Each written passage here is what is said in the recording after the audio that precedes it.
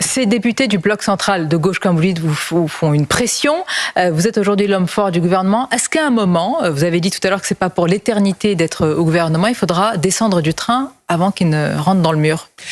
Je ne suis pas dans une optique politicienne. J'essaie de servir mon pays. J'essaie de servir mon pays. Cette question est uniquement politicienne pour vous, monsieur Retailleau, vraiment? Aujourd'hui, je ne la mets... Non, parce que ça voudrait dire qu'il y a une tactique politicienne pour essayer de prévoir, de scénographier, de mettre en scène le moment du départ.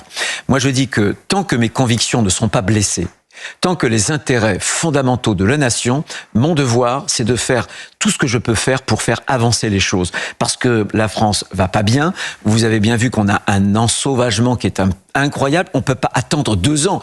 On peut pas attendre 2027, ne rien faire et mettre la France dans le chaos. Parce que si demain, il n'y a pas de gouvernement ou qu'il y a un gouvernement qui soit totalement étriqué, eh bien alors je pense qu'on régresserait. Ça, je ne le veux pas.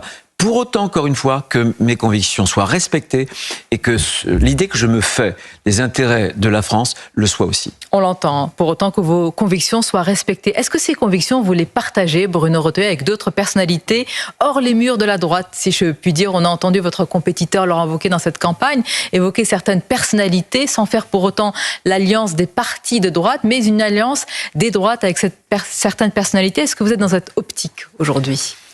Je vais le répéter. Encore une fois, la politique, c'est une ligne claire. C'est ce que j'essaie de faire d'ailleurs au gouvernement. J'essaie, par des prises de position très très claires, très tranchées, de gagner le combat d'idées. Et j'observe qu'aujourd'hui, sur l'immigration, sur le narcotrafic, sur tant d'autres choses, les lignes bougent. On prépare le terrain pour demain. Bien. Maintenant, là encore, je ne m'adresse pas aux appareils. Je n'y crois plus. Je n'y crois pas. Vous parlez de personnalité, pas d'appareil. Absolument. Eh bien, nous allons bâtir un projet. Ce projet, ça ne sera pas de l'eau tiède. Ce projet, ça ne sera pas de la rustine. Ce projet, ce sera une rupture. Libre à ceux qui s'y reconnaissent de le rejoindre. Moi, je n'ai jamais ostratisé personne. Personne. Simplement, ce que je veux, c'est porter cette ligne-là. Et c'est cette ligne qui déterminera la frontière.